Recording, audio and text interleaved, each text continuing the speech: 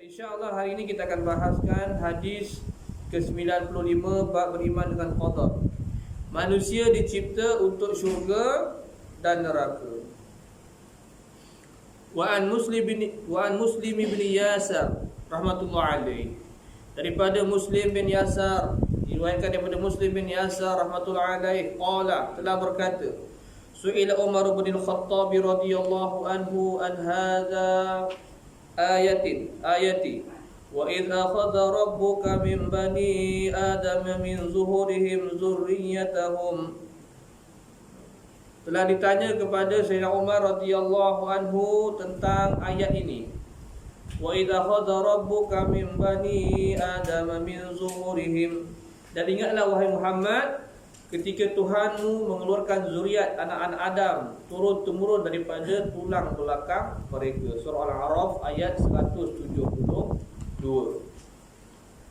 Qala, maka telah berkata Umar sami'tu Rasulullah sallallahu alaihi wasallam. Telah berkata Umar, aku telah mendengar daripada Rasulullah sallallahu alaihi wasallam yus'al anha. Nabi pernah ditanya tentang ayat ini. Ayat wa idh akhadha rabbuka min bani adama min zuhurihim zurriyyatahum. Faqala, maka Nabi sallallahu alaihi wasallam telah bersabda, Innallaha khalaqa Adama summa massaha zuhrahu bi yaminihi fastakhrija minhu zurriyatan faqala khalaqtu haula'i lil jannah wa bi amali ahli al jannah ya'maluna. Jadi kemudian Nabi SAW pun bersabda, sesungguhnya Allah Subhanahu Wa Taala telah mencipta Adam alaihi salam.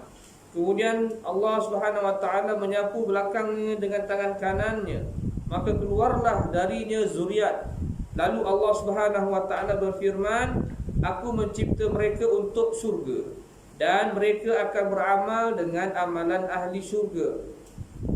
Summa, kemudian masaha zahrahu fastakhraja minhu zurriyatan faqala khalaqtu haula'i lin-nar wa bi'amali ahli an-nari ya'malun.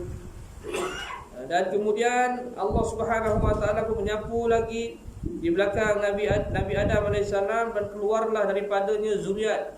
Lalu Allah Subhanahu wa taala berfirman, aku mencipta mereka untuk neraka, maka mereka akan mengamalkan amalan ahli neraka.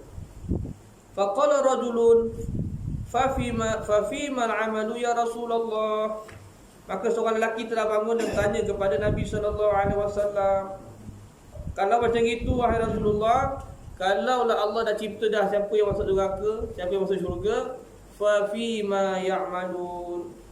Jadi untuk apa kita beramal ya Rasulullah? Maka Nabi sallallahu alaihi wasallam pun menjawab, faqala Rasulullah sallallahu alaihi wasallam, innallaha idza khalaqa 'abdan lil jannah ista'malahu bi 'amali ahli al jannah hatta yamut ala amalin min a'mali ahli al jannah fayadkhuluhu bil jannah. Maka sesungguhnya Allah Subhanahu wa taala apabila dia mencipta hamba-Nya untuk syurga, dia akan memudahkan hamba-Nya itu melakukan amalan ahli syurga, sehinggalah dia mati dalam keadaan melakukan sesuatu amalan daripada amalan-amalan ahli syurga. Lalu Allah Subhanahu wa taala memasukkannya ke dalam syurga. Wa idza khalaqal 'abda lin-nar ista'malahu bi'amali ahli an-nar hatta yamuta 'ala amali min a'mali ahli an-nar fayudkhiluhu bihin nar. Dan begitu juga Allah Subhanahu wa taala apabila mencipta seorang hamba-Nya untuk neraka, dia akan menjadikan hamba-Nya itu melakukan amalan ahli neraka sehingga dia mati dalam keadaan melakukan satu amalan daripada amalan-amalan ahli neraka. Lalu Allah Subhanahu wa taala memasukkannya ke dalam neraka. Rawahu Malik wa Tirmizi wa Abu Dawud. Hadis riwayat Imam Malik, Imam Tirmizi dan Abu Dawud. Jadi tuan-tuan hadirin hadirat yang dimuliakan oleh Allah Subhanahu wa taala, hadis ini diriwayatkan oleh satu orang tabi'in. Tabi'in yang bernama Muslim bin Yasar. Yang mana tabi'in ni telah tanya kepada Sayyidina Umar. Ditanya Sayyidina Umar radhiyallahu anhu tentang ayat Al-Quran. Allah Subhanahu wa taala berfirman, "Wa iz akhadha rabbuka min bani Adam min zuhurihim dzurriyyatahum." Di mana ayat tersebut bermakna, dan ingatlah wahai Muhammad ketika Tuhan kamu mengeluarkan zuriat anak-anak Adam turun-temurun daripada tulang belakang mereka. Jadi dalam ayat ini Allah Subhanahu wa taala beritahu Allah Subhanahu wa taala mengeluarkan anak Adam itu daripada tulang belakang mereka. Jadi tabi'in baca ayat ni tak faham. Macam mana ni Allah SWT keluarkan zuriat anak Adam ni daripada tulang belakang? Jadi tanya dengan Sayyidina Umar radhiyallahu anhu. Sebab itu nak faham Quran, nak faham hadis, tak boleh tengok zahir ayat. Tengok zahir, kita kata oh Allah cerita manusia ni daripada tulang belakang. Allah keluarkan daripada tulang belakang manusia. Betul ke? Betul ke hari ni kita nampak manusia tu keluar daripada tulang belakang? Sebab itu nak memahami Quran perlu kemahiran dari segi majaz, badi', tafsir, sebagainya, perumpamaan, kiasan, sindiran, sebagainya kita kena faham. Kadang-kadang ayat tu ayat sindiran, tapi kita baca ikut nada kita. Kemudian kita pun takwil ikut kefahaman kita. Itu jadi tafsir Quran jadi salah. Itu jadi tafsir hadis jadi salah. Sebab apa? Kita baca ikut nada kita. Bukan ikut nada yang Allah Subhanahu wa taala kehendaki. Jadi Allah Subhanahu wa taala beritahu ya Allah Subhanahu wa taala keluarkan anak Adam itu daripada tulang belakang. Ni maksudnya apa? Daripada tulang sulbi anak Adam. Tulang sulbi inilah. Tulang sulbi inilah apa tu? Hormon untuk dikeluarkan air mani semua sebagainya diproses daripada tulang sulbi inilah. Barulah disalurkan kepada saluran kencing, akhirnya jadi air mani dan bertemu dengan air mani lelaki, bertemu air mani perempuan, duduk dalam rahim, barulah menjadi anak, jadi bayi, jadi janin. Jadi Allah Subhanahu wa taala tak beritahu pun yang Allah SWT keluarkan daripada faraj satu orang ibu, tak. Allah Taala beritahu benda lagi asal lagi. Sebelum rahim ibu ni daripada mana Allah Taala ciptakan? Daripada tulang sulbi belakang. Kenapa tulang sulbi inilah tempat yang paling kukuh, paling kuat. Kebiasaannya kalau ambil air tulang belakang, bayi ni, budak ni ataupun orang dewasa ni, dia akan jadi tidak kuat, tidak akan aktif seperti dulu, seperti mula-mula dulu sebelum diambil air tulang belakang. Kenapa? Sumber kekuatan berada di tulang belakang. Satu hari Nabi SAW ni ada orang tanya kepada Nabi SAW tentang ayat wa idh akhadha rabbuka min bani Adam min zuhurihim. Satu hari ada sahabat juga tanya dengan Nabi SAW tentang ayat ni. Nabi SAW beritahu apabila Allah Subhanahu wa taala mencipta Nabi Adam alaihi salam, maka Allah Subhanahu wa taala telah betul mengusap belakang Nabi Adam alaihi salam sehingga keluarlah zuriat daripada Nabi Adam alaihi salam yang Allah kata apa? Zuriat yang keluar ni inilah ahli syurga. Kemudian Allah SWT usap sekali lagi, Allah sapu sekali lagi, keluar lagi zuriat-zuriat Nabi Adam AS. Allah beritahu apa? Zuriat yang ni pula, inilah zuriat-zuriat ahli neraka. Jadi ahli surga ke ahli neraka ni pada azalinya, pada hakikatnya telah pun diketahui oleh Allah SWT. Kenapa? Bagi Allah SWT semuanya telah berlaku. Bagi kita manusia ni akan berlaku, ada benda yang akan berlaku. Kita tak tahu benda ni akan berlaku macam mana. Di sisi ilmu Allah SWT semuanya Allah dah tahu dah. Kita ni mati macam mana, rezeki kita macam mana, apa semuanya Allah dah tahu dah. 1000 tahun, 1,000 tahun sampai bila-bila, semuanya Allah dah tahu dah. Tidak ada satu perkara pun yang tidak diketahui oleh Allah Subhanahu wa taala. Jadi Allah Subhanahu wa taala dah pilih dah siapa yang akan jadi ahli syurga, siapa yang akan jadi ahli neraka. Pada azalinya. Kemudian sahabat pun bertanya, seorang sahabat tanya pada Nabi SAW, wahai Rasulullah, kalau ahli syurga ni dah ditetapkan, ahli neraka dah ditetapkan, wa bima na'mal. Jadi untuk apa kita ni beramal wahai Rasulullah? Kita ni kan dah ditetapkan masuk syurga ke masuk neraka. Maka Nabi SAW beritahu tentang ciri-ciri ahli syurga. Ciri-ciri ahli syurga. Nabi beritahu apa? Ahli syurga ni ialah orang yang hidup dia sibuk buat amal baik, sampai dia mati, buat baik sampai dia mati, akhirnya dia mati dalam kebaikan, maka dia akan jadi ahli syurga. Tapi satu orang ahli neraka ni, dia ni suka buat apa? Amal-amal ahli neraka, buat amalan ahli neraka, istiqamah dengan amalan ahli neraka, akhirnya mati dengan amalan ahli neraka, akhirnya dia akan masuk ke dalam neraka Allah Subhanahu wa taala. Takdir, sebab itu takdir ni, pembahagian takdir itu terbagi kepada dua. Takdir yang memang tak diubah lagi, dan juga ada juga takdir Allah Subhanahu wa taala yang Allah Subhanahu wa taala boleh ubah.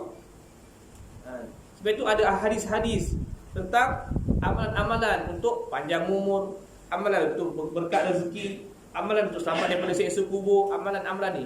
Nabi SAW beritahu pada kita. Kenapa dengan amalan ni kalau kita buat, Allah Taala akan bantu kita. Contohnya apa? Nabi SAW beritahu siapa yang baca surah Al-Mulk setiap malam. Setiap malam lepas sebelum tidur baca surah Tabarakalladzi biyadihil mulk. 30 ayat. Setiap hari baca sebelum tidur. Dia ni kalau mati, kalau meninggal dunia, maka dia ni akan terselamat daripada azab kubur. Nabi SAW beritahu, siapa nak panjang umur, kena sambung silaturahim. Jadi kita buat sambung silaturahim. Sambung silaturahim, saudara mara jauh yang putus kita sambungkan semua sebagainya.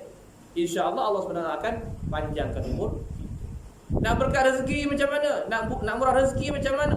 Kadang-kadang kita ni Allah dah takdirkan akan ditimpa bala. Tapi Nabi beritahu dalam hadis, as-sadaqah raddul balaya. Nabi beritahu dengan sebab sedekah ni akan menolak bala. Jadi kita ni kadang-kadang dah ditakdirkan nasib buruk, tetapi kita beramal dengan amal-amal yang dianjurkan oleh Nabi SAW, maka kita ni takdir nasib tersebut Allah Subhanahu wa taala akan ubah. Tapi yang penting kita ni usaha. Sebab itu sebagai satu orang hamba ni kena ada dua sifat. Hamba Allah ni kena ada dua sifat. Sifat apa? Sifat khauf dan raja. Khauf ni apa? Khauf ni takut. Kita sembahyang takut, Allah aku ni dah sembahyang, takut dah. Takut Allah tak terima sembahyang aku. Sembahyang takbir tak tahu apa, alali dah beri salam dah. Allah, khauf, takut sembahyang kita dia tak terima oleh Allah Subhanahu wa taala. Tapi dalam masa sama kena ada raja', harap ya Allah, aku ni lemah ni, aku ni bukan tak nak taat, bukan saja nak khayal, tapi kelemahan diri aku ni harap Allah terimalah sembahyang aku.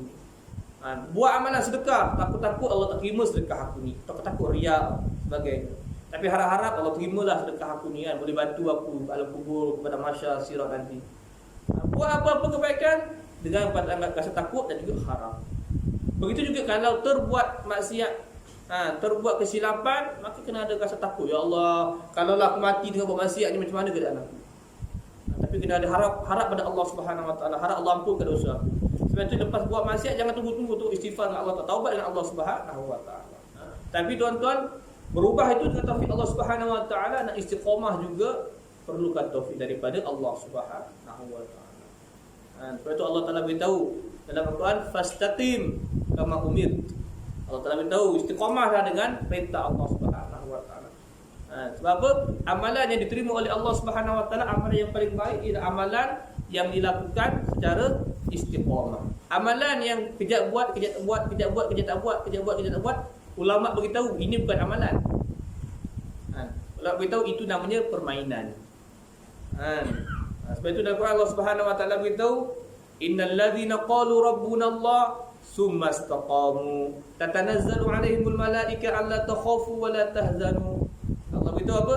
Innal ladzina qalu rabbuna Allah, orang-orang yang dia bersaksi bahawa rabbuna Allah, Tuhan kami ialah Allah, summa istaqamu, dan kemudian beristiqamah tetap dengan kataan tersebut. Summa istaqamu, bila orang istiqamah dengan amalan, apa Allah akan bagi?